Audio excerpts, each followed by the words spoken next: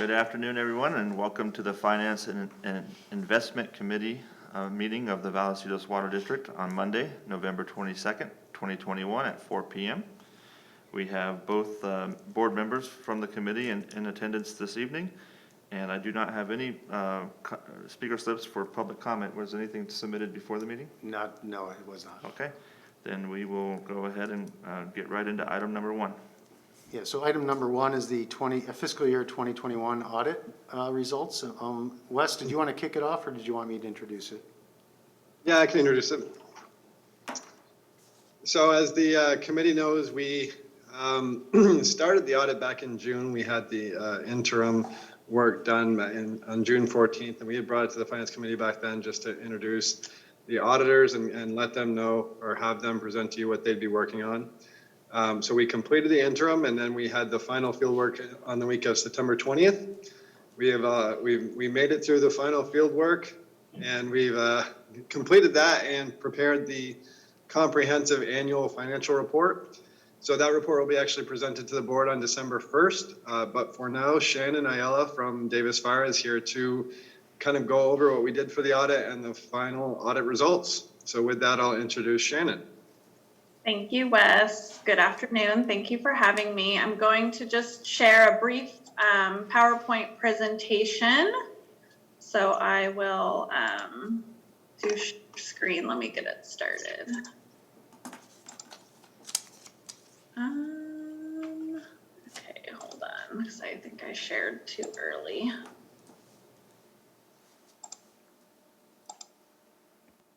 Okay, are you able to see the PowerPoint presentation okay? Yes, Shannon, Yeah. Thank you. Okay, great, thanks. Okay, as Wes mentioned, we completed the audit for the fiscal year ending June 30th, 2021, and issued an unmodified opinion that stated November 12th, 2021. That is the highest level of opinion that can be received, and it indicates that the financial statements and footnotes are presented fairly and in all material respects and in accordance with generally accepted accounting principles. We also issued the communication to those in governance letter, which you've been provided, and the government auditing standards opinion letter, which has also been provided. The results of those letters are the finance staff was prepared for the audit, and we did do the audit remotely again this year. So we appreciate all the help that Michael and Wes provided in answering questions and providing documentation to us. We did not detect any material audit adjustments as a result of our audit procedures, and there were no significant deficiencies or material weaknesses in internal controls noted. I did want to note that we reduced our materiality this year by approximately $160,000. So it's even more noteworthy that there were no audit adjustments given that reduced materiality. And also that the prior year CAFR, the district went out for the GFOA award, and there were actually no comments on the report, which I have never had on a client. So that was a first. So that's kudos to the team for helping in the preparation of that report. In addition to our standard audit procedures, which include testing all of the material asset and liability accounts, confirming debt confirmations and cash balances, we also did some focus testing on construction in progress and contracts. So for construction in progress, we tested approximately 82% of the outstanding projects to ensure that they were properly classified as such, and if they were completed, were properly moved to an in-service asset. We didn't have any exceptions this year. And then for contract testing, we selected 5 of the largest contracts and ensured that those contracts were approved by the board. The contract was current. The payments that were made did not exceed the contract amount, and that the invoices were calculated in accordance with the contract. And there were no exceptions noted during that testing either. And then we also do some revenue and expense analyticals and obtain explanations for large variances between years and didn't have any adjustments come up as a result of those procedures either. And so with that, I can answer any questions about the audit process or anything else that you might have questions on. Yeah, and before we go into questions, if I could make one more comment. Shannon brought up the GFOA comments on the comprehensive annual financial report. I have also never seen no comments on a comprehensive annual financial report. It's been almost 20 years for me, so it's pretty surprising. And what that means is that the GFOA has several reviewers who are CPAs and qualified to do the review of the comprehensive annual financial report. So they go through it and they check that 30-page long checklist that I've mentioned several times that we have to check each thing to make sure we've done what they're asking for. And anything that we haven't done or that they think we should change to make more appropriate, they put comments in there, and we're required to address those comments in order to get the award for the following year. So we had comments last year, addressed them, and this year there actually were no comments upon review, which means in essence it was a perfect report. It was surprising though. Well, thank you, Shannon and Wes. Appreciate it. And Shannon, really appreciate the presentation. I'll open up with any questions. No questions. It just sounds like it was a very buttoned-up procedure, and congratulations to the team for putting that together. Yeah, and I don't have any questions either. I just want to echo the congratulations. And, we have full trust and confidence in Wes and the entire finance team, but as a board member, I know it's required by law that we do this, but it's always reassuring to have a third party take a look at what we're doing and how we're doing it, and just to make sure that, just from a checks and balances standpoint, that everything is being handled appropriately. And it sounds like everything went perfect this time, and I really appreciate all the effort from everybody involved. Thank you. I do have one question. Yes. I'm sorry. So my understanding is that it's a best practice to change auditing firms every few years. Where are we in that process? Do we have a few more years with Davis Farr, or are we looking at going out to bid in the next year or so? Apparently it's like 5 or 6 years or something like that, where it's a best practice to change. Yeah, I'll let Wes address the details of the contract with Davis Farr. Yeah, GFOA best practices says that it is best practice to change approximately every 5 years. And they actually recommend not changing in less than 5 years because it takes a while for audit firms to get to know their clients and really work into and be able to help them as well. So 5 years is the recommendation. And we recently, Davis Farr has been with us for, I think this is the 4th year now. We recently renewed their contract for 2 years to get up to that 5. So they'll be auditing for 1 more year, and after that we'll go out for bids and take a look at getting another firm or, however that works out. Thank you. Okay. Just real quick, Go ahead. Chair Sinella. So this is just informational only. We will be bringing it back to the board on December 1st. And if it's okay with the committee, we'd like to indicate in the staff report that goes to the board that the committee heard it and supports the recommendations. So I that's have no okay. issues. Yep. Okay, we'll include that in the staff report then. And Shannon, thank you so much. Thank you. See you next week. Okay, Thank you, Stan. We appreciate everything. Okay, bye. Okay, that concludes item number 1. And we'll move on to item number 2, please. Cost of Yes. service study update. Right, thank you, Chair Sinella. So the next 2 items will be somewhat lengthy. We'll do the best that we can to streamline in our presentation and give the committee members plenty of time for questions. General Manager Pruitt, I do have a speaker for item number 3, and I would like to ask the speaker, do you intend to, Gail, if you would like, I will flip-flop these items so you don't have to stay for the item number 2, but if you were gonna stay for item number 2 either way, then we'll just. Okay, great. Okay, yes, then carry on. Thank you. So it's been about 1.5 years since the district last increased its water rates. It was March of 2020. And since that time, and we haven't increased the sewer rates in probably 4 years, so it's been a while.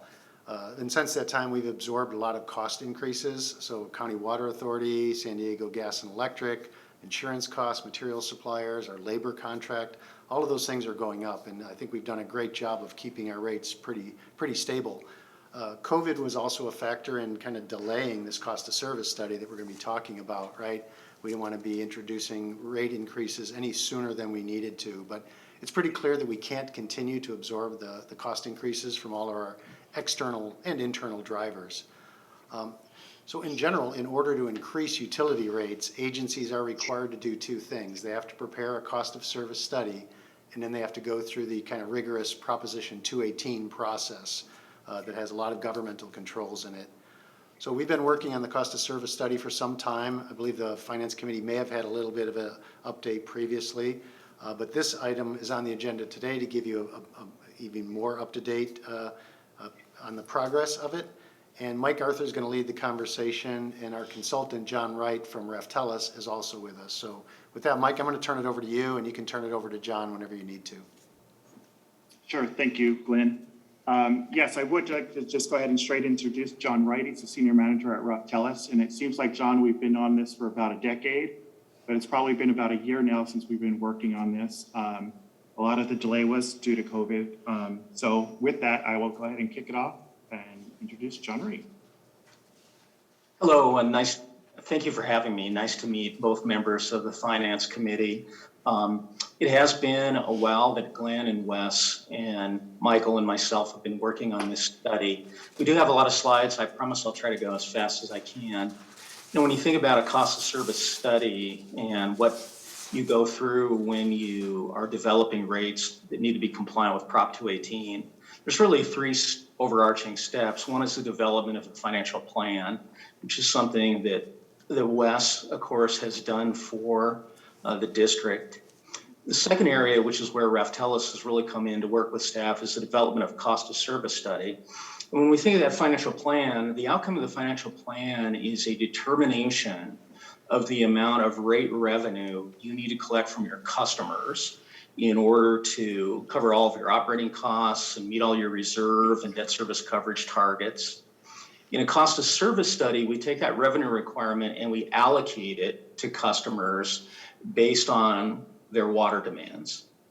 And then finally, after we've determined how much we're going to allocate to customers based on their water demands, we develop rates. And those rates need to be compliant with Prop 218. And Michael, we may have a slide in here eventually that talks about Prop 218. I'm not sure. And next slide, please. So here's another way of looking at the cost of service study process. You know, in the lower left, we see kind of the rate setting framework. And previously, as part of this process, the board looked at various objectives associated with your rate structure, what you wished to achieve as it relates to the design of your rates. And so that's kind of the development of the rate setting framework. As we move to the right, we see more financial plan discussion.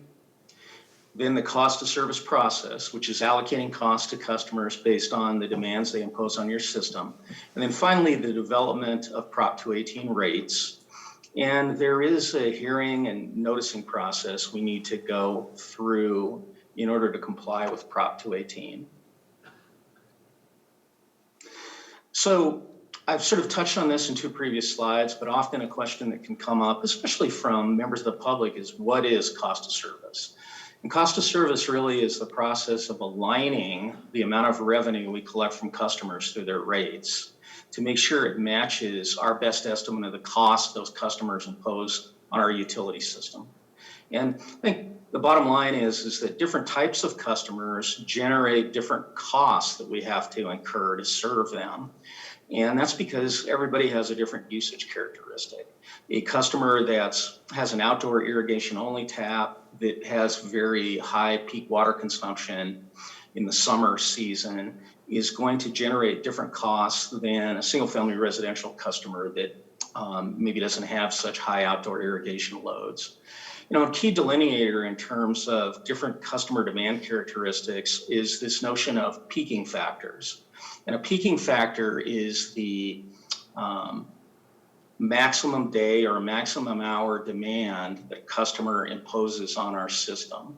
Invariably, customers with higher peaking factors end up having higher rates.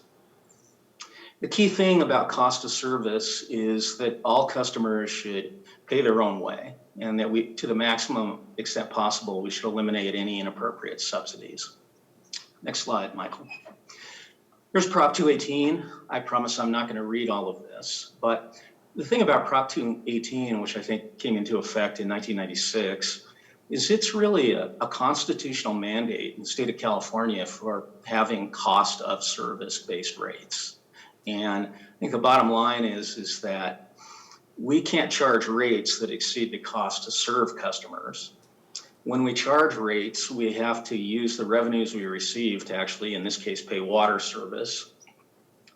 We really need to develop rates on a parcel basis, which for water cost of service study, we basically equate to accounts.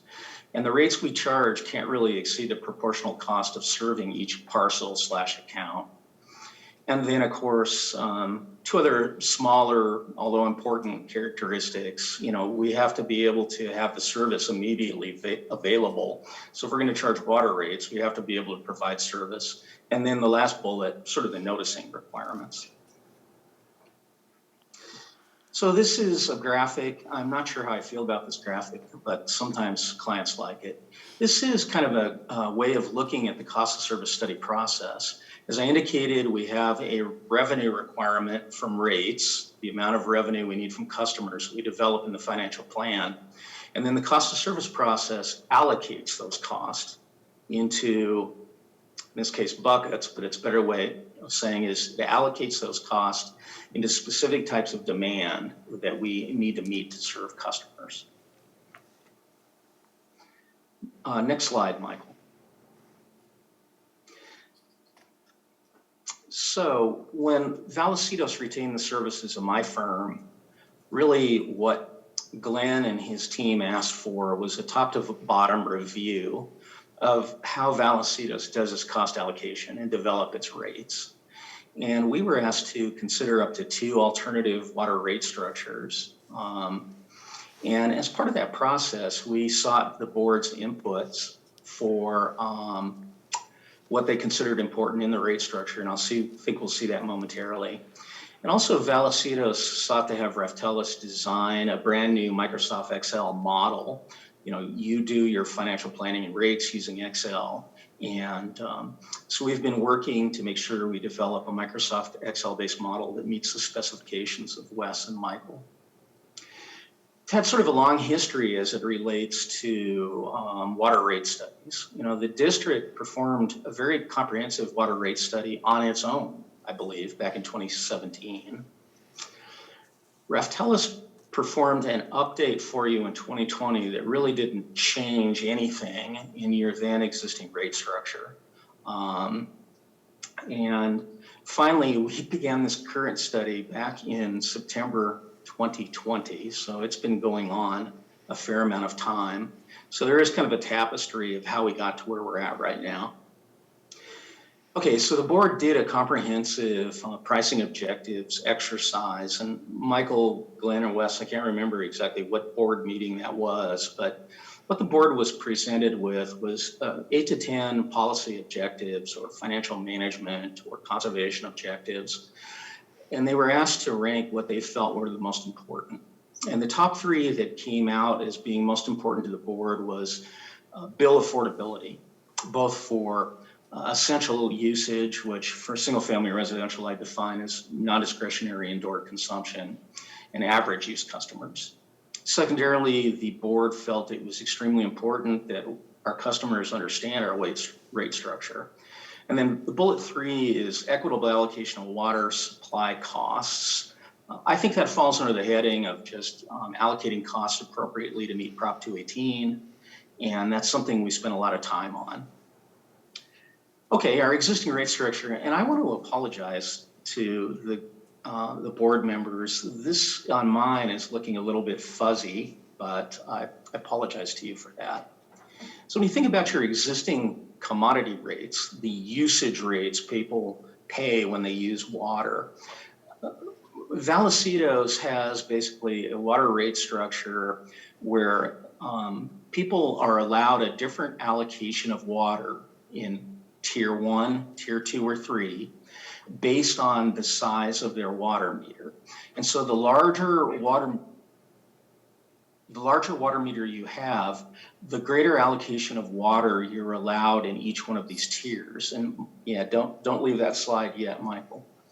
And what I want you to see is down on the very bottom of the second box, there's a line that says total. And currently, if you're a customer using water within tier 1, you're paying $3.77 per 100 cubic feet. And similarly, if you were a customer using water way over in tier 3, you would be paying $9.18 per 100 cubic feet. And I think that one of the key issues that's associated with your commodity rate structure is how we recover water supply costs, in particular, how we cover water supply costs from the Carlsbad desal plant. So water supply is subject of a great deal of consideration as we've gone through the process. Next slide, Michael. Well, you also have a monthly fixed charge that in the case of Vallecitos, you refer to as a readiness to serve charge. And the readiness to serve charge increases by meter size. And it's a very, very common. Utilities all over California, as well as all over really North America, have similar structure where you pay more in your monthly fixed charge based on the size of your meter. In this case, you can see as we increase from a 5/8 inch or 3/4 inch connection all the way up to 10 inches, what that increase is based on is the ability of the larger water meter to move greater and greater amounts of water. So it's basically based on meter flow. Next slide, please, Michael. You do have a system that has a lot of changes in elevation, and you have a lot of pumping zones. And it's just an indication of the pumping surcharges associated with each pumping zone. And so I'm going to turn it over to Michael here. And Michael, I think this is where you wanted to pick up in the discussion, correct? Sure, thank you. That was a great presentation so far, John. Does the board members have any questions so far before we move on? Any questions? No, Mike, we're good. Okay, hearing none. So John mentioned that we did a base scenario and 2 alternative scenarios. So the base scenario, what we did, there's no changes to the current methodology. Sorry about that. Thought I did something wrong there. It was Alexa talking back to me. I might have been talking to Siri, sorry. So there's no changes to the current methodology. All we really did was update the spreadsheet with the existing new budget and the new water demand. And that would happen every year. So you would have slight variations from year to year just based on your own budget and the water demands. And John mentioned the allocation of water costs. Currently in our rate structure, we saw that the tier 1 rates were, I believe, 377 and the tier 3 was 918. The reason for that is because most of the, if not all of the desal costs are being pushed on the tier 3. That was the methodology back in the 2017 water study. In our new study, what we're doing is going to combine and kind of blend the cost of water. Desal water is not necessarily purchased to supply demand that we can't otherwise supply. So it's not like we needed that extra water for supply itself.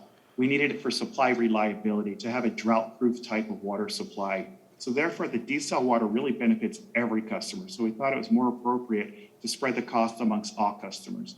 So that is the one big change from our current method to the base scenario. Speaking of desal, so the desal costs are about $2,900 per acre foot. And the water that we purchase from Water Authority is about $1,400 per acre foot. So it's roughly about double the cost, about $1,500 more per acre foot. And the desal cost is a take or pay type of contract. We have to pay that cost regardless if we take a drop of water or not.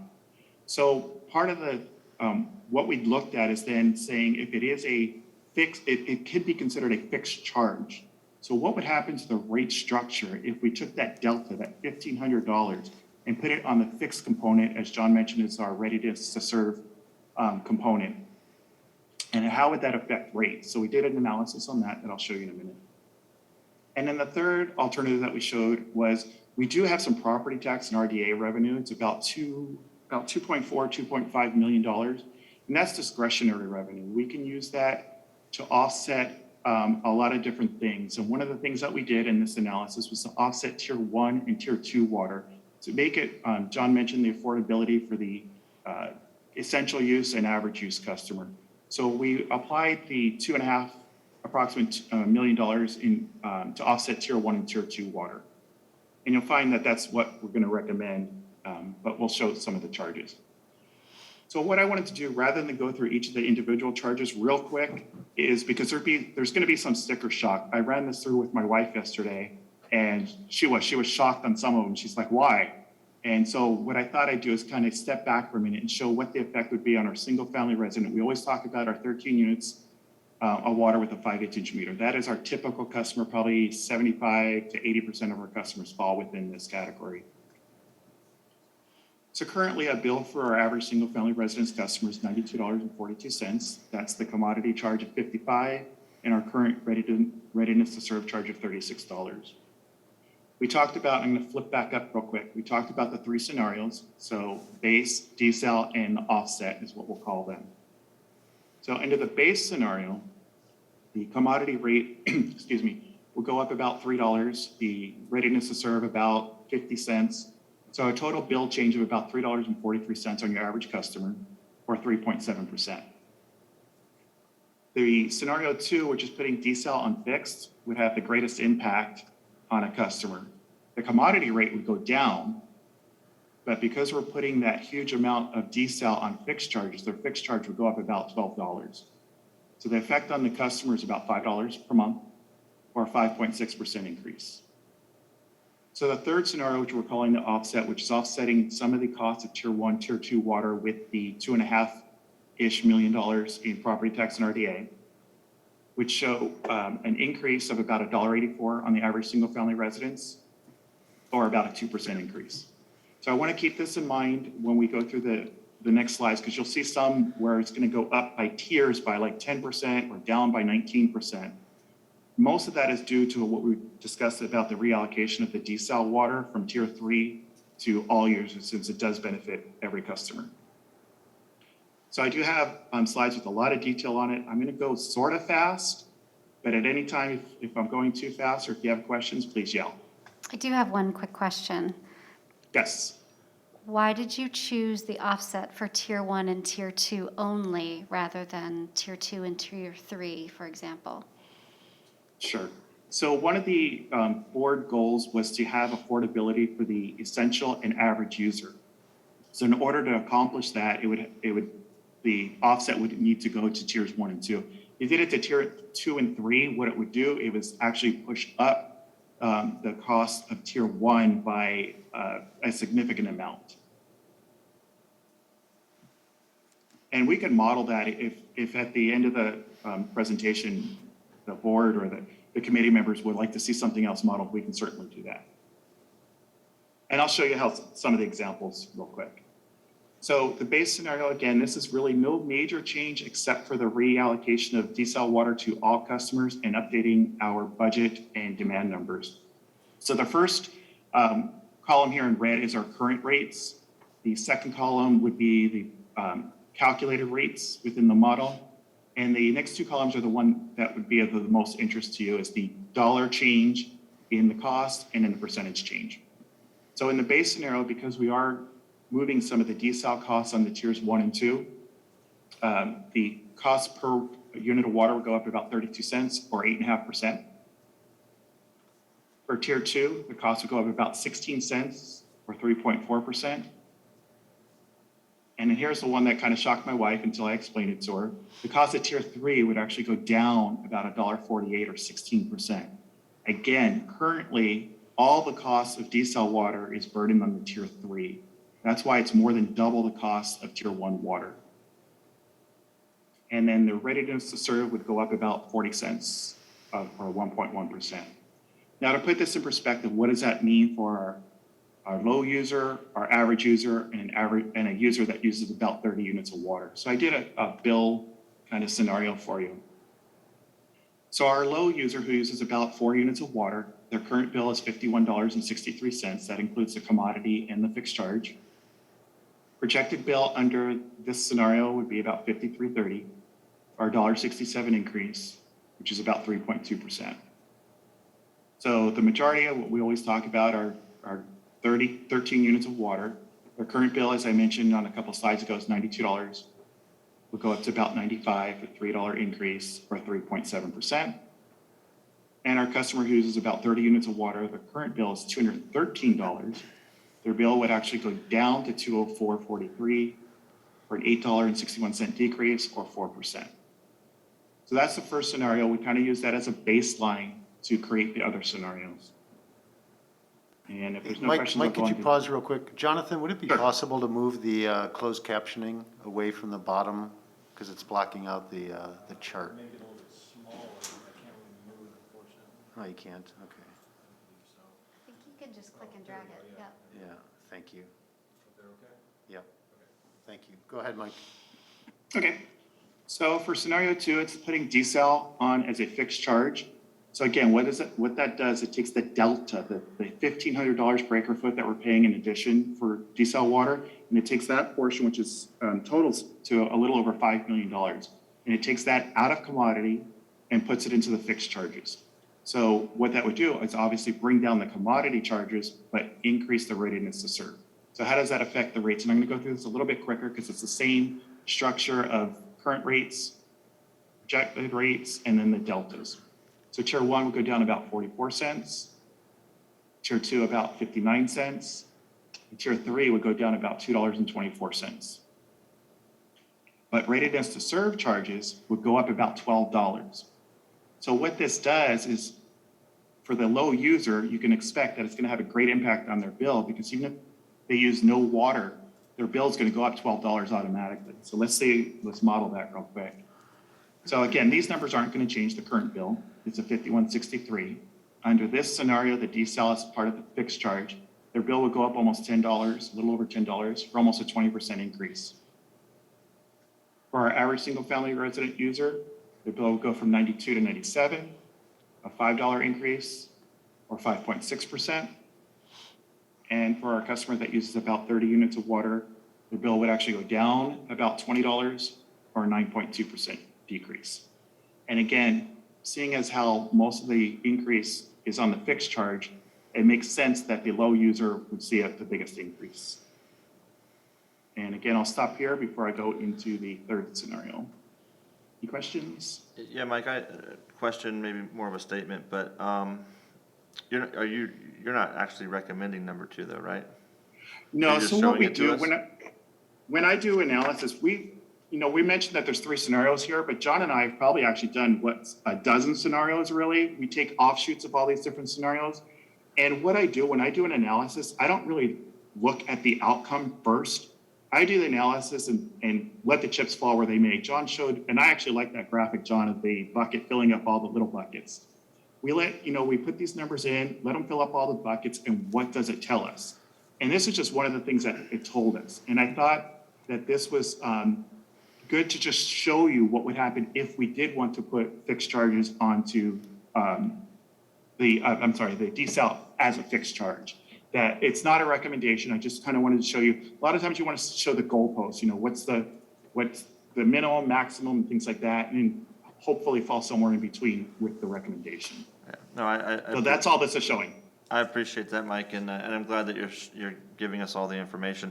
I will say, in my time on the board, probably the top 2-3 things that I hear about from complaints is the ready to serve charge. In my district in particular, I have a lot of mobile home parks. I have approximately half of Lake San Marcos. Both of those communities are majority senior citizens, and they don't have large families. Usually it's 1 or 2 people in the home, and then they also, in some cases, where I hear a lot of complaints, is that they don't even live in that home for 6 months out of the year. They just come down for the winter or whatever it might be. And for those 6 months that they're not even there, they're still receiving a bill every month, right, for their ready to serve. And so I really think we would get a tremendous amount of negative feedback if we were to go with this option. I agree with you. And one option, I don't know if those people that are out for 6 months, they do have the option to go into I think it's called vacation or something like that. I'm not exactly sure what it's called, but they pay a portion of the readiness to serve. They don't pay the whole. In this case, like right now, I think they're paying $36.55, or I think that's the same for mobile homes.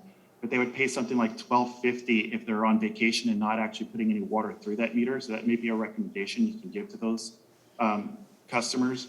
No, that's good to know. I was not aware of that, and maybe we could do a little bit of outreach on that too. Yeah, on that though, the one thing, if they're only gonna be gone for 2 months, it's not worth it because we charge a trip fee of like $50. So if they're gone for 6 months, it does make sense because you're paying $50 but saving 20 some dollars a month.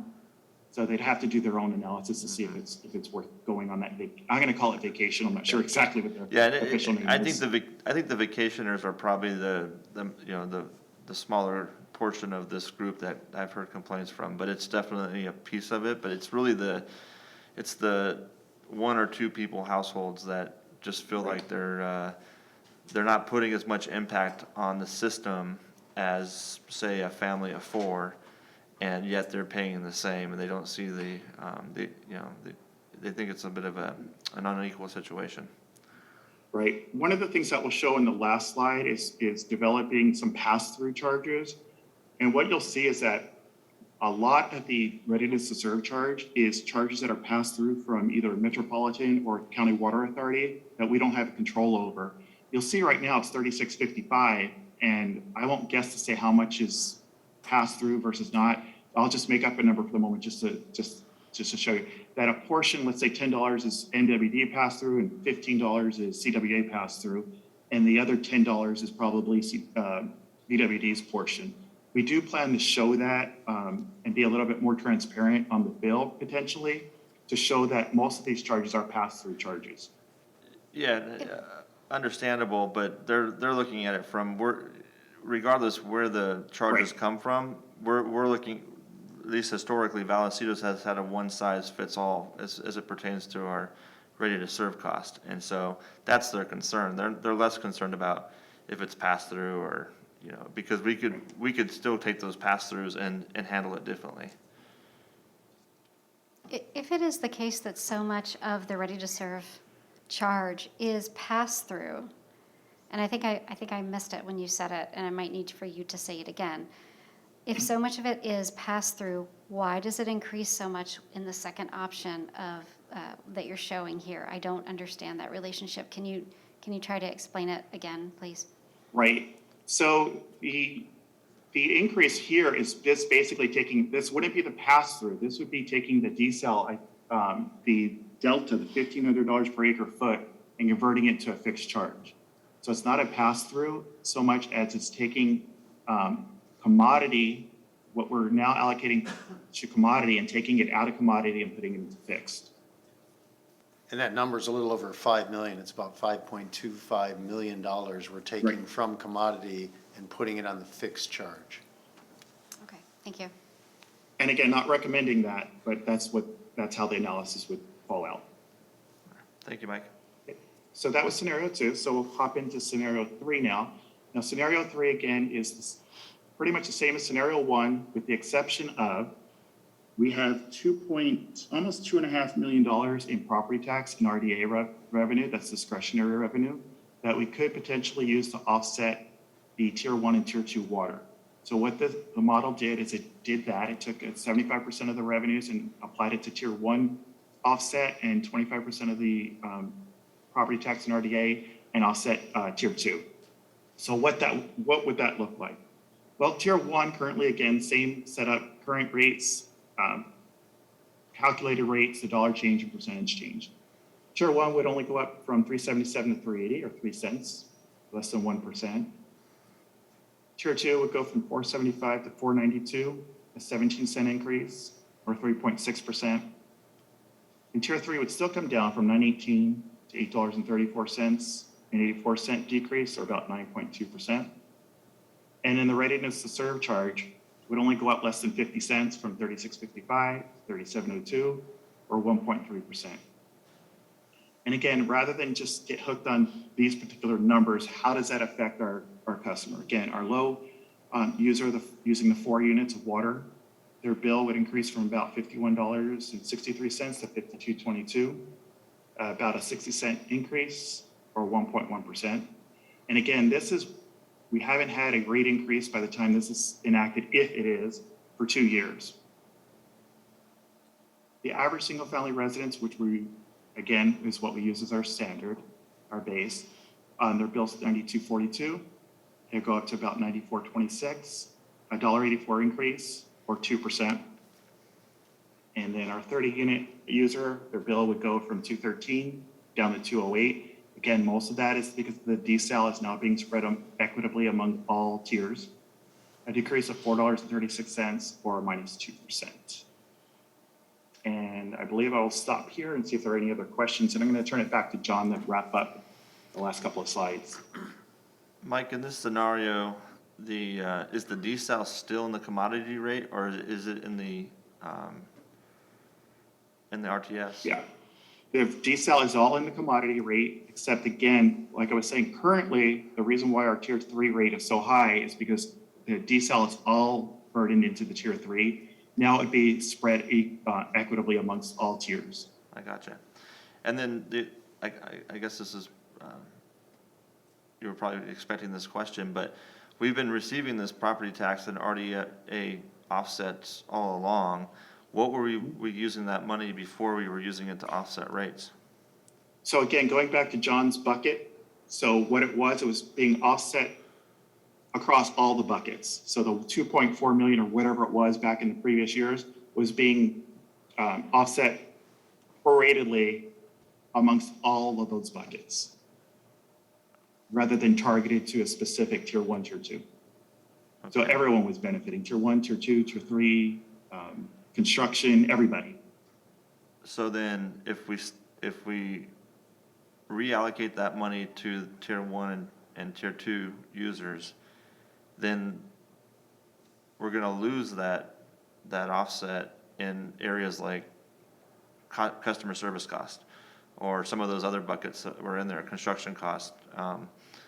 And so isn't that just, I'm trying to wrap my head around it, but won't those costs go up, and then, so it doesn't kind of equal out in the end? It does equal out, but I wish I could get this slide and the one slide back to back. Let me actually go way up real quick and try to have you memorize. So here's without the tier 1, tier 2 offset. So the rates, the 32, 16, and $1.48 are now with that offset. 32, I forgot what the second one was, and $1.48. So these are basically, the only difference is the offsetting the property tax RDA through these. So it would offset some of the tier 3, because tier 3, if you look, let me go back, sorry, I have to go back and forth, like I said.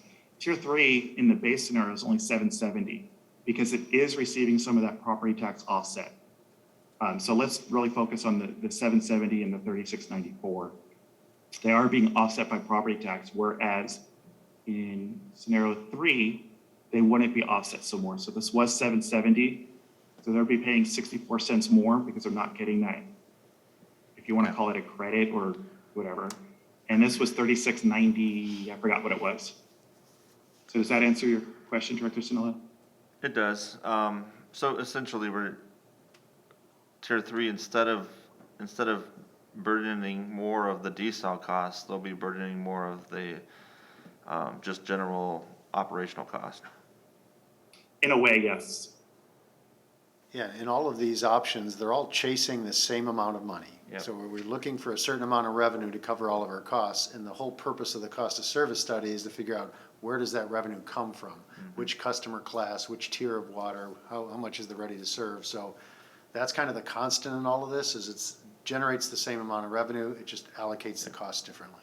And anytime one group pays less, that means another group's going to pay more, because you're always going to end up with the same amount total going out. Correct. Right, and the one thing we did make sure of is to make sure that it does follow within that Prop 218 guideline. There's different, methodologies you could use. What's more appropriate for Vallecitos, that's for the board to decide. But we have to make sure that all of it falls within the Prop 218 guidelines. Any questions, Director Boyd Hodgson? Thank you. You know, I think I appreciate the thoroughness that you've presented this, and it is, you know, not having been involved in the discussions back in 2020, it's complicated. You know, I think I guess the question that I have is how are we incentivizing people to use less water, and how are we providing sort of carrot-like reinforcement to those that are using less water? So if I can jump in there, Mike, you're not allowed under the tenets of Prop 218 to use conservation as a driver for establishment of rates. It may be a nice unintended side consequence, but you can't go in there and say, we want to really have high tier 3 because we want to discourage usage. The courts have ruled on several cases that is illegal. So you have to show it through a rigorous cost of service study that there's some linkage between why you charged the dollars you did at a certain tier and some physical, whether it's the labor, the work, the size of the pipes and tanks that you're putting in. There has to be some connection between the cost of the service and what you're charging. Okay, thank you for that. Okay, so, Hey, Mike, we're gonna have yes. we're gonna have a comment from the public. We have a hand up. Ms. Martin, if Okay. you just can go to the microphone so everybody can hear you. Yes, good afternoon, everyone. I just wanted to say that I think it's really, really important that Tier 3 have a percentage of change that is an increase rather than a decrease, because they are the ones that are using the most water. So it doesn't make any sense for their share to go down while everybody else has got an increase. Thank you. Thank you.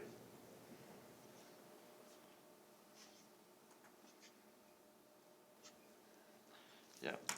And hey, Mike, maybe, I think the answer is, and correct me if I'm wrong, but I think from your presentation, it looks like Tier 3's been probably pulling more of their weight over the years than they probably should have.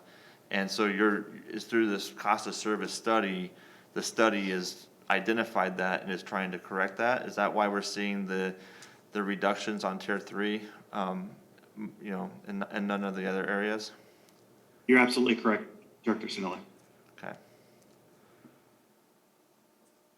I don't like it either, but I just wanted to try to. There is going Right. to be public perception Mhm. of the Tier 3 people getting a break. Understood. Thank you. And Tier 3 still would be paying more than double what Tier 1's paying. Mm-hmm. If you look here. Is it possible, because I presume this is coming to the full board for a vote. When we have the presentation for the full board's vote, would it be possible to have a slide that does a side-by-side of the estimated bills, the 4, the 13, and the 30, on one slide, so that we can see that? That way you won't have to flip back. Oh, you have it. Okay, thank So you. I have it just for the 13, and I really do wish I did it for the 4 and the 30, which I definitely will do when we go to the full board. But it'd be something like this, and it would have been a lot easier had I had this, rather than flipping back and forth. So yes, Director Boyd Hodgson, we can certainly do that. But breaking it down by the tiers and the percentage increases and decreases, like what you had. So you like to see it like this, but with each, the 4, 13, and 30? Yes, Or you know, I and guess something like this. I'm asking for a lot of information on a slide, but maybe it's not Yeah. even a slide, maybe it's a handout for the board or something so that, you know, I can look at it side by side and compare. This is a lot of work, and I'm grateful that you did it. I think it would just be helpful having it visualized all together so we can see, you know, what the real live effect will be on, you know, someone that uses 30 units. And I think what would also be interesting to know is, you know, how many customers are we talking about? Is it, you know, how many customers use 13 units? How many customers use, you know, 30 units typically? it's hard to make decisions knowing that this will impact a number of folks without knowing how many folks it will impact. So, as I said to Glenn earlier in a presentation, I'm glad you asked that. So I know there's a lot of numbers here, but I did do an analysis that shows how many customers use no units of water. We have some meters that are just there. So how many use 4, 13, and 30? So and these are months. Now these are equivalent customers. So for example, you might use 4 units one month, 6 units the next, and 20 units the next. So you would fall into this category for 1 month, this category for the next month, and this category for the next. So when I say customers, I'm talking about customer equivalents. It doesn't mean that there's 2,643 customers that are always using 4 units or less. Does that make sense? It does, and I appreciate the technical Okay. nature of the explanation. However, Okay. however, I think, as a board member, I'm being challenged to make decisions to try to do the most good for the most people. And at least that's the way that I try to approach decision-making up here, and, trying to approach it with a lens of equity as well. And if we have, if a decrease of 4% for folks that use 30 units will impact 5 people, but an increase of 3.7% for the people that use 13 units will increase will impact 1,000. I know that I'm exaggerating for hyperbolic purposes, but just having a little bit more information about how real live folks that pay their bills will be impacted would be really appreciated if that's possible. Absolutely.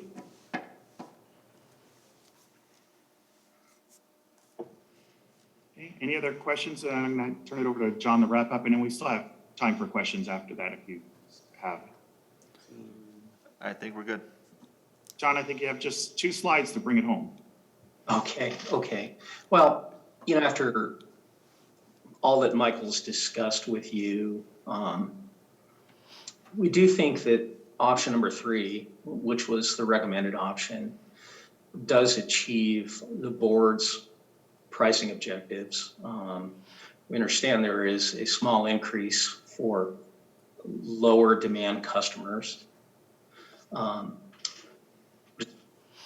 relatively minor, at least in my opinion. We do think that the allocation of desal costs across all customers, not just in Tier 3, is equitable because desal provides system reliability that all customers, regardless of what tier they're in, get to utilize.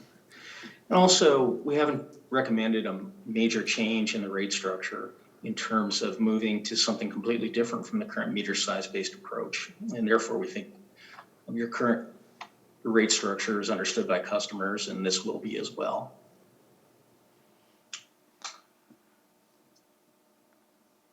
So this is just an incremental listing of all the things Michael's talked about. The first bullet talks about how property taxes and the redevelopment authority offset was allocated to tiers 1 and 2. And we believe that is compliant with Prop 218 and that you as a board have discretion related to how you allocate those revenue offsets. We have allocated water on a blended average cost basis across all 3 tiers. We also believe that that is appropriate in a Prop 218 context. And then we have made a recommended modification to the consumption tiers for larger meter sizes starting at 3 to 4 inches. There we go, Michael. Oh, and I guess we're not going to show that. Okay. And so the next step is for us to develop rates, not just for effective on early March of next year, but to develop a 4 to 5 year rate projection, which you're allowed to do under Prop 218, which you can notice to customers. Within that context, we will arrange to have the rates that are noticed under Prop 218 to feature various pass-through adjustments. And these are annual adjustments that are made to reflect the cost of water passed on by San Diego County Water Authority and to reflect the cost of water passed on by Met or Livenhain. And so we believe that in addition to noticing rates, we'll put into the Prop 218 notice something that allows the board to make pass-through adjustments every year in response to costs that you have no control over. And then lastly, Michael and I are busy developing drought response rates that can go into effect such that the district will be in a position to recover all of its fixed costs should we be in the eventuality of the state of California requiring various levels of drought emergency and associated curtailment of water usage. Here is our proposed schedule for you as it currently stands below that drought response rate bullet. And Glenn, I don't know if you or Wes want to touch on the schedule at all. We'd like to get feedback from the committee members if you think this is reasonable. You know, we're going into the holiday season. So our first workshop would be the last meeting of the year at the board meeting on December 15th there. And then we'd have follow-up ones at the beginning of next year. So the first line in red, the notice of public hearing, this is what kind of starts the formal portion of the Prop 218 process, that it gets mailed out. It starts a 45-day process. The public has to be given 45 days to consider the proposed rate increases before the public hearing, which here is shown in March 2nd, the line between the two red lines. So we don't want to wait too long. Obviously, it'll be about 2 years, almost exactly 2 years since our last rate increase if we don't follow this schedule, and each month is lost revenue, which is brings down reserves. Certainly love to hear the committee's thoughts, but we'll be, obviously at the end of the day, the board will decide if this is a good schedule. They'll decide on which option they want. Yeah. And Glenn, if you don't mind me adding, and this is not related to the schedule, but you've heard a lot of talk about compliance with Proposition 218. And of course, my firm is a rate consulting firm, and on every California rate study we do, we are concerned about compliance with Proposition 218. One of the things I would say to you, though, is no one can guarantee perfect compliance with Prop 218. And in California, there's a lot of Prop 218 litigation, and utilities are being sued all the time, generally with what I would consider frivolous lawsuits under Prop 218. Nonetheless, we do believe that the options we've shown you, especially the recommended option, option 3, the way we deal with the property tax and RDA pass-through, and the way we allocate decel costs across all 3 tiers is acceptable under Prop 218. And we've even gone to the point of discussing some of these issues at a very high level with council. So we feel we can't perfectly guarantee you it's 100% Prop 218, but we feel that we've done a really good job of trying to achieve that outcome for you. And I'll add this annual pass-through is new for us. We've never done this before, but it is kind of the way that most agencies are going. They do the best that they can to control their internal costs, but realize those external cost drivers they have no control over, or very minimal control, so they pass those through to the customers. I will say, when you go through a Prop 218 process, what that does is establish the maximum that you can charge. So if you went through the whole Prop 218 process, and for whatever reason the board wanted to actually adopt rates that were less than that, the board retains that authority. You just can't adopt rates that are more than what you did in the Prop 218 process. So I'm okay with your schedule, but keep in mind on that first workshop, the other 3 board members will be hearing this for the first time. And so we're going to be still at the part of this conversation where we're picking an option before we really kind of get into anything else. Right. And is that your plan? Yeah, that's great. Yes, it is. So that would still give us time. That's why we have multiple workshops here before the mid-January. So that December 15th date would be the introduction to the other 3 board members to what's proposed. Give them some time to think about it. And then we would have the workshop on January 11th, where we'd hopefully adopt an option. And then staff would put together the notice. And we may come to the meeting on January 1st with a notice that says, in the event that you choose this option, here's the notice, we're ready to start that 45-day Prop 218 process. It's compressed, it's a little tight, but the other option is it delays into further into next year, and then the rates may need to be higher to make up for that. And Glenn, one thing to say about this schedule as is currently shown is, what my firm will be doing is writing a rate study report. And that rate study report provides for you the administrative record that explains how everything was calculated and why everything was calculated. And I have to admit, Glenn, as I look at this schedule right now, I believe that report could be prepared in the board packet in preparation for the meeting on January 11th. It's not going to be ready on December 15th. If for no other reason, then we don't really have any board directions yet as whether the full board even believes you're going in the right direction on this. And remind me, option one was essentially leaving our current rate structure as is, and then just simply putting in the new numbers, for the new budgetary numbers. Yeah, and it reallocated the decel costs. The decel costs weren't only on tier 3, they were spread amongst all So three you tiers. spread it out. So, okay, so you still got a significant tier 3 reduction because they were paying 100% of it before. Right.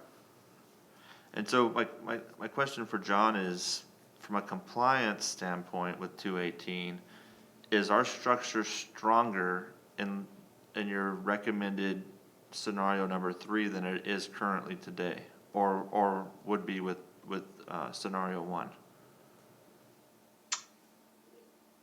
I'm hesitating to give you an answer, not because I want to be helpful to you. I'm going to give you an answer, and I apologize to you. It's going to be a little bit of a non-answer. Here's what I'd say to you. I think that the thing that's better about 3 is that you are developing a rate structure that we think complies with Prop 218 that better achieves your pricing objectives. I don't believe there are any issues that would cause your current rate structure to be problematic under Prop 218.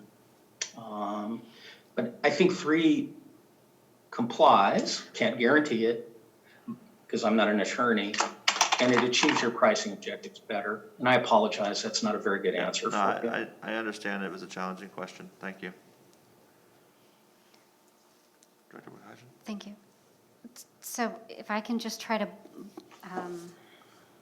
sort of distill a thought that I'm having that I'm trying to wrap my head around.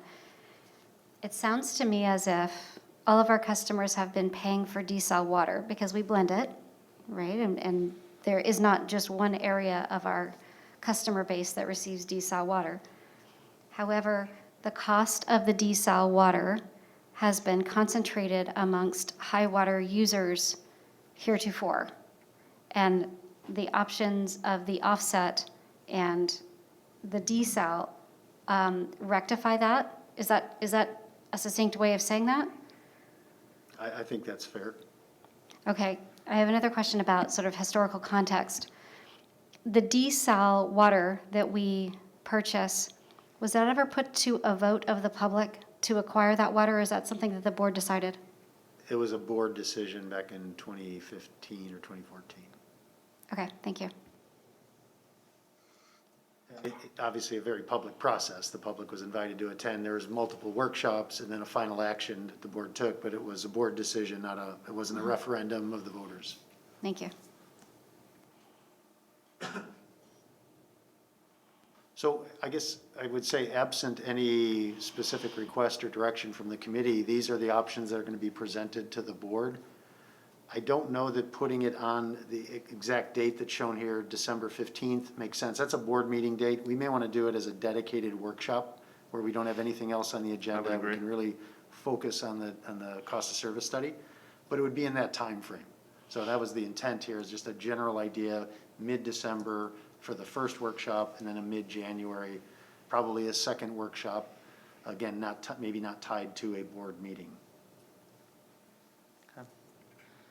Yep, and, yeah, I'm not in a position right at this very second to to give you, my opinion on one of the three options. I'll take the information that was presented and digest it a little further and think about it between now and the next workshop, and hopefully I'll maybe even learn a couple more things at the next workshop, or hear my colleagues, ask other questions that we haven't asked, or kind of talk it through and then come up with a decision at that time. Yeah, that's fair. So in those cases, if the committee doesn't want to make a recommendation, our staff report, when it goes to the board, will probably say the item was taken to the finance committee on such and such a date. And we'll stop right there. We won't say, and they recommend something. But Are you be aware okay that the other You three okay with board, that, Dr. Boygashian? I am, yes, thank you. the other three board members may look to you and say, well, you've heard this before, what do you think? So I would suggest that you be prepared at that first workshop to, give them the benefit of your thoughts. Okay.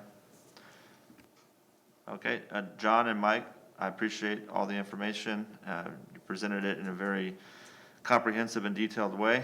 And we look forward to going down this path with you both in the coming weeks. Thank you so much for your great attention and great questions. Really appreciate it. And thank you, Okay. John. I really Thank you, appreciate your John. help on this. Okay, And goodbye. Director Boyd Hodgson, to your concern, we'll work hard to get graphics that are better than flipping back and forth between slides to hopefully summarize it. We may need to go back and forth to new slides, but we won't go continuously back and forth. Yeah, thank you. I know that it's additional work, and Yeah. I'm grateful, but it's just helpful, especially seeing this for the first time and going through the process the first time. Yep. Okay, thank you again. We're going to move on to item number 3. It's the refund of the MWD and CWA lawsuit proceeds. And I'll take that item, at least I'll kick it off. So this item was discussed at our last board meeting back on November 17th, just last week, and it was directed to the Finance Committee for further consideration. You'll recall that we did receive another refund from the County Water Authority as they start to resolve their lawsuits with Metropolitan, and the latest refund was in the amount of about $1.25 million. At that last meeting last week, we discussed 4 options for using those funds. One was to refund to the customers evenly amongst all of our current customers, regardless of meter size. So just the number of meters divides into the 1.25. The second one was to refund to the customers in proportion to their meter size. And you may remember this is the method that we used the last time we dispersed about $1.6 million. The third option was to refund to customers according to the amount of money those customers contributed during the period of time referenced in the lawsuits from 2015 to 2017. Administratively, very difficult. We have the records, but it would be very difficult to do. And the last one was to use the funds to defray the cost of imported water over a defined period of time, for example, a year. So we can temporarily lower the commodity rate by the appropriate amount for a year based on the assumptions of how much water we'll sell over that time, so that the entire $1.25 million is refunded to customers. The conversation at the board meeting seemed to focus on 2 of the options. One was to refund in proportion to meter size, which is again what we did the first time. And the second one was to use the funds to defray the cost of imported water over the next year. Regardless of when that starts, we may say, hey, starting January 1, let's adjust water rates so that we can get that money refunded over the next 12 months. So maybe just as a reminder, and this was information that was provided in the staff report for the November 17th board meeting, if we use the meter size method, which is what we did last time, each 5/8 and 3/4 inch meter would receive a bill credit of $43.28. So that payment, for lack of a better term, would all be made all at once, and it would be on the next billing cycle. If the board said use that same methodology used last time, and then we would start crediting it, and everybody would see an immediate reduction on their bill in that 1 month, and then in subsequent months through the year, that credit would not show up anymore. If the funds were used to defray the cost of imported water over the next year, each unit of water sold would be decreased by approximately 20 cents. So a typical single-family customer would see a benefit of approximately $31.20 over the next 12 months. But their actual benefit would depend on how much water they use. It wouldn't just be if you're a 5/8 inch meter, you get $31.20. That $31.20 is assuming they use 13 units of water every month for 12 months. So it would depend on how much water they use. So what would appear to be similar customers may get different benefits. And the other thing I'd like to point out about that, they wouldn't realize the full benefit for 12 months. Each month, they'd get a small increment, so maybe $2.50-ish to an average single-family customer. But over the course of a year, they'd see that $31.20 benefit if they used about 13 units of water every month. So I think that's kind of a recap of what we did at the last meeting. And just for the committee's consideration, the board's expecting that the committee will talk about it and then come back with recommendations. So with that, staff is ready to answer any questions that the committee may have. Thank you, Glenn. Can you remind us how many of our customers, either the number or the percentage of our customers did receive a reduction last time when we did this? Yeah, Wes, do you happen to remember the number of how many customers received credits? I kind of have that. Yeah, I was gonna say. We have about 21,949 count, but there's probably about 100 of these that weren't eligible. So it's around 21,800, give or take. So make sure I understand, maybe I didn't ask the question in the best way. How many, so you're saying all but 100 of our customers received a reduction or a credit on their bill?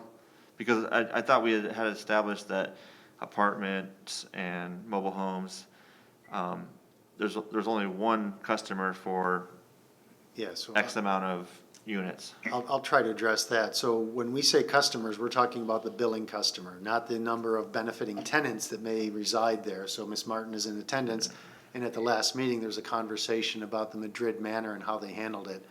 So using this methodology, they would, and I think they have a 4-inch meter, they would have gotten the appropriate refund for a 4-inch meter, would have gone to Madrid Manor, and that's counted as one customer. Mm-hmm. What Madrid Manor did with those proceeds to their tenants is up to them. But when you add up all the customers, Madrid Manor has one. Do we know how many other,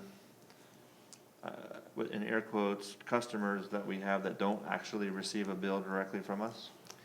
I don't even know that we can come up with an estimate of that. It would take some work because we'd have to look at what each of these multi-benefiting tenant meters are, how many, we happen to know that Madrid Manor has approximately 300, I think. Okay, so 330 that Ms. Martin shared with us. For all the other mobile home parks and apartment complexes and multi-tenant industrial, we just don't know. Okay, thank you. I do have an estimate though, Glenn, because I have to do a monthly report, sorry.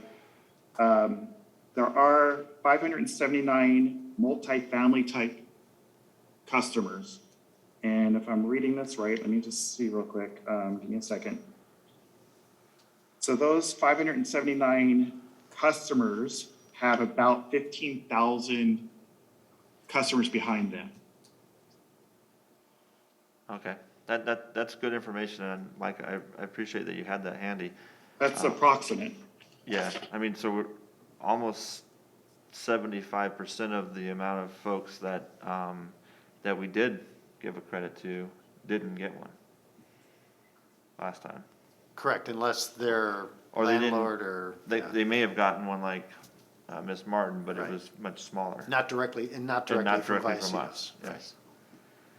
That's some good information, because I liked what we did last time, and I thought especially it was timely because of the pandemic situation that we were in, and a lot of folks in the community needed some help, and I thought it was the right thing to do to return their money directly to them.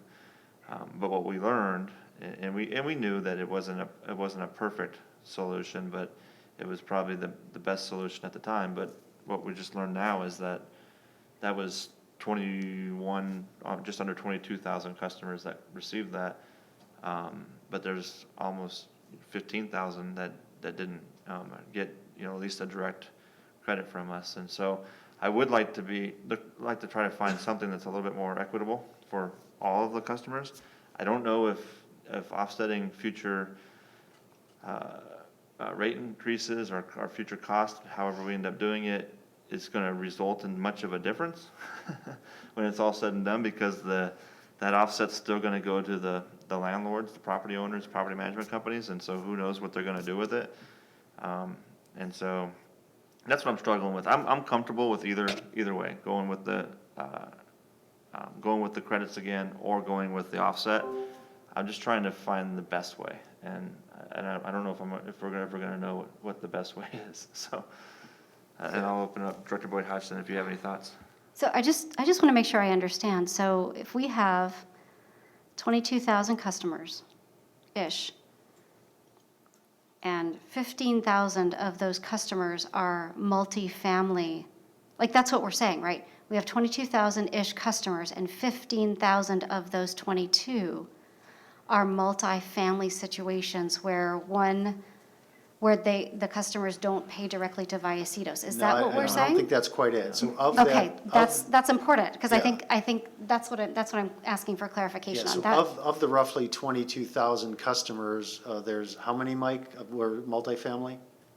I'll type it down so we don't keep looking back and forth. I think it's 573 or 537. Let me check. 579, and those 579 equal about 15,480. So that that- 579 of those 22,000 these. customers have 15,000, they represent 15,000 people. Right, and we know that that our customer whole area is about 100,000, right? That's like, we serve about Our 100,000 service area has people. that, right. So it's not that Population. 75% of our people that are in the district didn't get the rebate. It is that, 15% didn't, essentially. Directly, correct. Yes. Yeah, they didn't get it Yes. from Vallecitos. It's 15%. Yeah. Okay.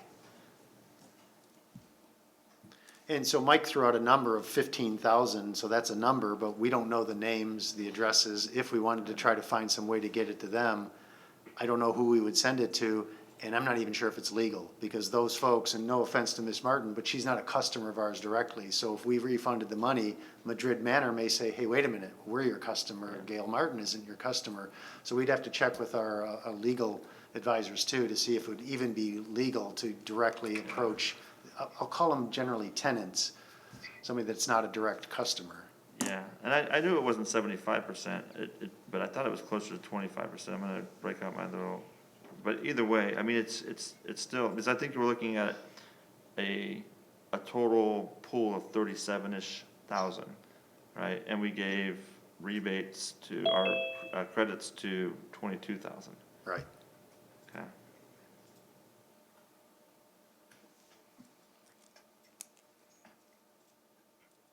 I might have done that wrong. Hold on. 37,000.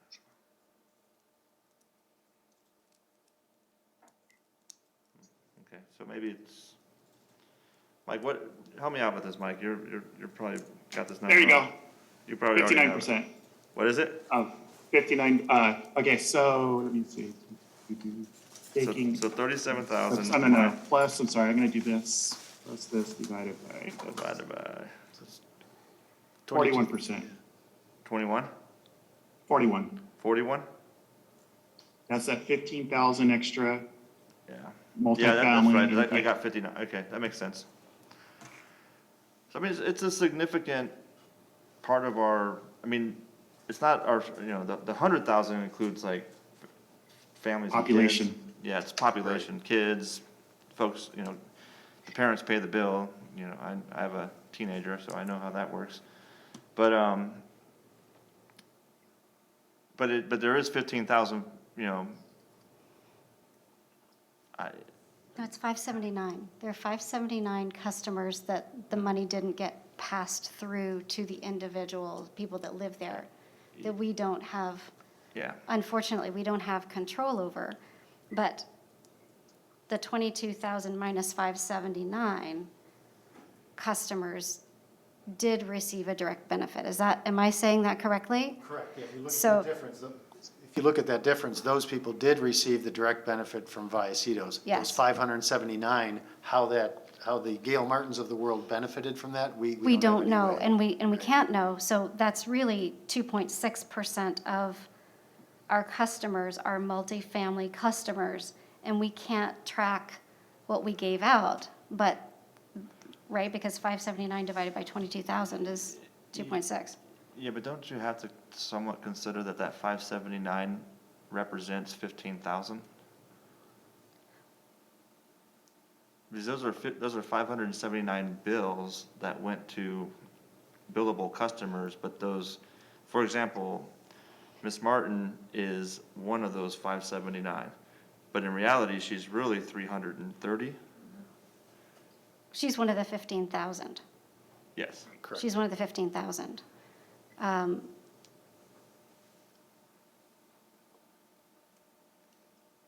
Yes, agreed that it's a big number of people that did not see the direct benefit.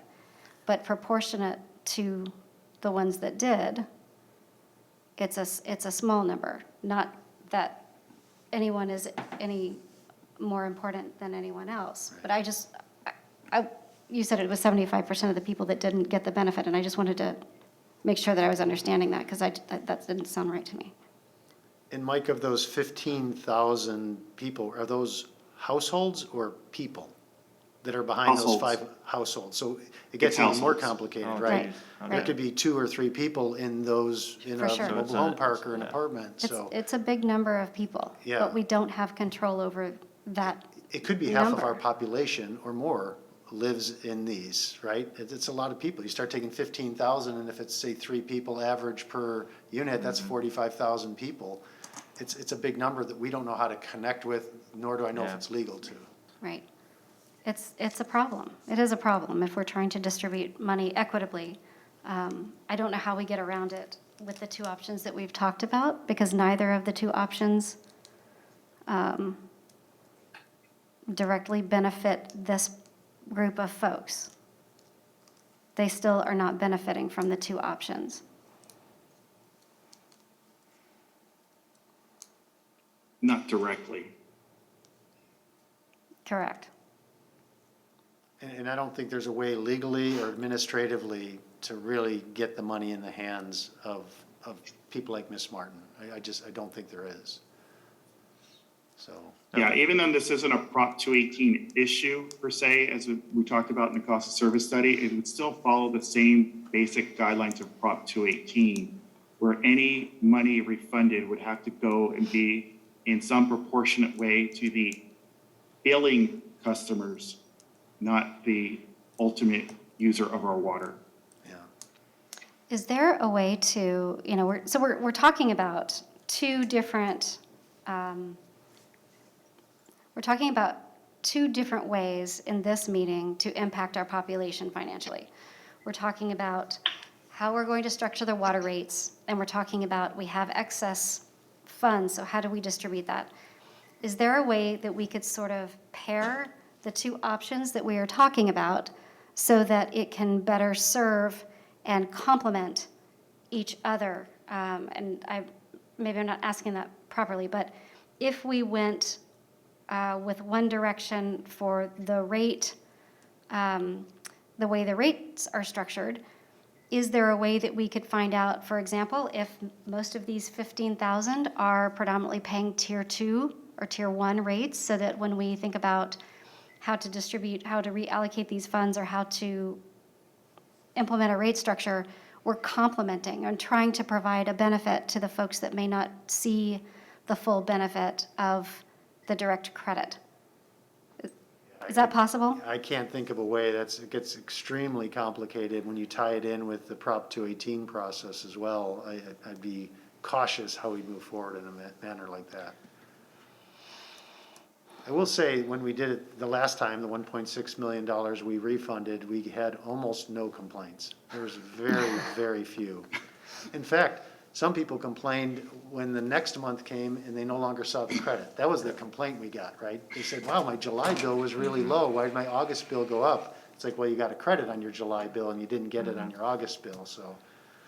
Would we be able, so kind of along the same lines that Director Boyd Hodgson was talking about with kind of pairing the two topics tonight, would we be, let's just say that you're basing those 2022 numbers that you presented earlier, Mike, on some budget estimate, right? If we just reduce that budget estimate by the $1.2 million, whatever it was, and what would that impact rates if we just had if it's gonna cost us $10 million, but now we're doing it, now we're gonna run the district next year for 8.8, how's that, would that be something that we, A, could do, and B, could you show us what that would result in? For like. Absolutely, and absolutely. So yes, we could do that. It would result in probably about pretty much the same 20 cents per unit for a year. The one issue, if I can add on to that, if you do that, and let's say it's a 20-cent credit, and I'm going to bring up the cost of service study real quick just to throw some sort of real numbers out there. And Let's say we took. I was gonna give you cover while you brought it up, but if you already have it up, go ahead. So you can see the PowerPoint still? No, we're seeing the staff report. Oh, okay, sorry. If I move, shoot, oh, you know what? I gotta unshare and share. So give me a second. Let's stop share. And share screen, sorry. Oh, so you weren't seeing all my Excel that I was doing? No. Oh, man, I was doing some great stuff in Excel, guys. You Missed painted it. a I was doing all those beautiful picture. calculations. All I was right. impressed with myself. Give me a second. Which one am I sharing? This one. And while Mike does that, what I would say is if we went through this kind of more rigorous analysis, which we could do, you end up at the same place. The charges that we'd have would be for our customers. So you may have a revised. Yeah, you're still relying, no, I don't see a circumstance where we're gonna be able to, we're still gonna be dependent on your property management company to take that reduced, bill that they're receiving and pass that savings on to each of the individual, park residents. But what we might be able to do is, I mentioned during the board meeting, we might be able to provide residents with some tools so that they can advocate for themselves if they are in the situation, so that they're aware of what has happened and they can ask the question. And I think we did part of that last time. I think we reached out to some of these groups and indicated they may want to contact, it was in our Between the Pipes, I think it was. We said, if you're a tenant, you may want to contact your property management firm. We didn't say you're owed this money, they should give it Sure. to you. We just said, you may Sure. want to go look that way. Let them know that there's money being exchanged and that they may want to contact their. I don't know that we want to start advocating for people that aren't our customers. I think there's a difference between providing some information or tools than versus, advocating for, but if I recall from our last meeting, it sounds like Madrid Manor, and I bring that up because we're most familiar with it because we have, somebody from their community here. It sounds like they did the right thing. They took the money that they received from us, the credit that they received from us, which I forget what that was off the top of my head, and they did evenly distribute it back to all 330 residents, but they didn't, the number that they got from us was, it was large, in the thousands, right? But Well, I thought it was around $640, that's and we right. divided it by the 330 It units. was the $2.50 that you received, And right? Ms. Martin So- said she got like $1.97, so she probably got some portion, maybe they kept a small administrative fee, but it was pretty close. But it's just a small number. So I'm having trouble sharing, because my PowerPoint's not up, is that correct? No. Okay, so unfortunately, I've tried 4 times, and I don't want to waste your time No, it's trying okay. to share. Well, I can stick with the 20 cent kind of as an estimate. But for example, real quick, what I wanted to just share with you guys is under the scenario 3, for example, tier 1 would go to 380. If we were to use it to offset, and let's say tier 1 went to $3.60, that would only be a 12-month time period. So let's forget the refund for a second. If tier 1 is 380, and let's say a year from now it had to go to 385, just to throw a number out there, what the customer would actually see is it going from 360, which is that 20-cent temporary credit, to 385. So, to me, I probably wouldn't recommend that, only because of the perception that you're raising rates by 25 cents when in reality you're adjusting them back up to temporary 20 cents and then raising them 5 cents. But that's my opinion. I just wanted to share that with you guys. Thank you, Mike. I think it's a good point. So it would be kind of a rebound of the rate Right. that would get noticed, likely, as opposed to the initial reduction and explanation behind the reduction.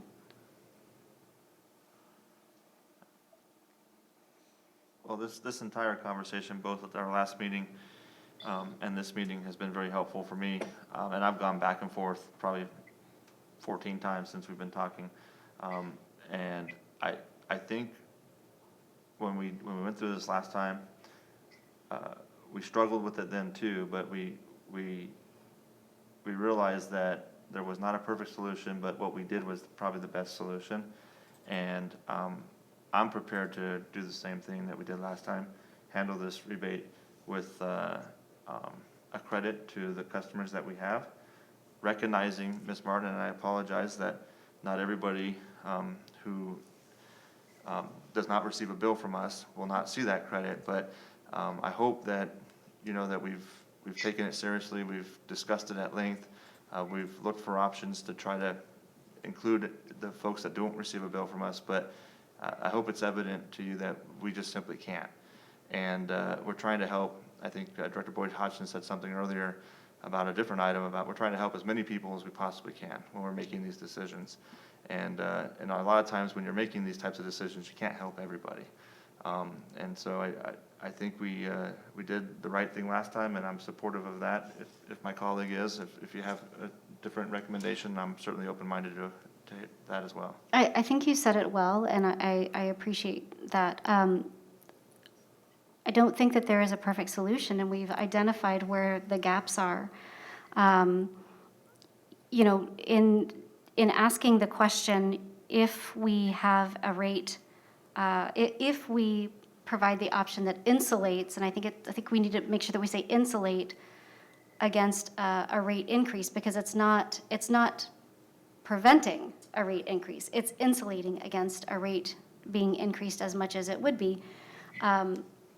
The rebound effect is very real, and that's what you had mentioned to me earlier when we chatted, that it wouldn't be the case that the customers would see a 31 cent over the year decrease in their rate, and then we would enter into the next billing cycle with a lower rate so that there's the opportunity of compounding. That was the question that I had. Are we really just comparing 43 cents versus 43 cents in a bolus, or 31 cent over, $43 in a bolus sort of injection, and then versus $31 over a year? And that really is what we're talking about. Would our customers rather have $43 upfront or $31 over the course of a year? And I think that framing it in that way, most people would say, I'll take the money up front because there's no long-term benefit of the lower rate, and it's a lower rate. So I'm supportive, as long as my assumptions are all correct, and please correct me if they're not. They're correct. You're correct. Okay, so it sounds like you're kind of coalescing. I would like to, when we take it back to the board, I would like to have a recommendation, because that's why the board sent it to the committee. So hopefully, maybe just before we close the meeting, if we can get clarity on what it is you want us to do, and we'll include it in the staff report. Do you want a motion, or do you want to just? I don't know if we need a motion. It doesn't need to be formal, but I think we're on the same page. Yeah. Sounds like we both agree that there's not a perfect solution, but this is the best solution. It worked well last time. Yep. And so I think the committee's recommendation will be to handle this latest lawsuit whatever you want to call it, money that is coming in, the same way that we handled the previous lawsuit money. Right. And just And return it directly to our billable customers. Right, and one slight difference, what we did the first time is the night that the board made the decision, we kind of froze our customer base, and those are the customers that we refunded to. I would suggest we do something similar. If we bring it back on, say, either December 1st or December 15th, we would have, again, freeze it. It may be a different group of customers. Most of them would be the same, but there'd be some new customers now that weren't customers back then. I think the spirit of what we're trying to accomplish is to return the money to those who paid for it. So if somebody moves into San Marcos tomorrow and they never paid the higher rates before, they shouldn't, that cap should be today if we can. You pick a date, we just need to know so we can kind of freeze the billing records, because at some point in time, we need to know who's eligible. Well, is there a most efficient way or a preferred way by staff? I mean, is there like a billing period that you would want to time it with, or if not, we can just do it today? Yeah, I don't know, Wes, do you have a recommendation as to when the freeze date should be, or could be, or Mike? So no, in this case, it wouldn't matter. As long as we had a date, we could have Alicia and customer service freeze the billing records. Preferably, say tomorrow rather than today. It'd be a little bit easier because some of the records are already adjusted for today. Are you comfortable with tomorrow? I am. I'm comfortable with tomorrow or when the full board, I think I would be more comfortable when the full board votes, because that's we're only two of the board. Good point, good point. That would make me most comfortable, just to make sure that we're all aligned and the other three folks that aren't here don't have a different idea. And I'll make that clear when we take it back to the board, that we'd be freezing it as of the night of that meeting. Yeah. When they took the action, point. that kind of locks okay. in. Maybe Okay. the I'm morning okay with following, but, I'm okay with that. okay. Yep, well, we do have a speaker, Ms. Martin.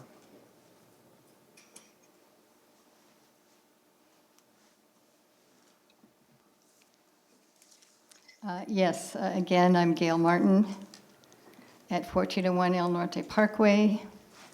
At the last meetings when you guys did a refund,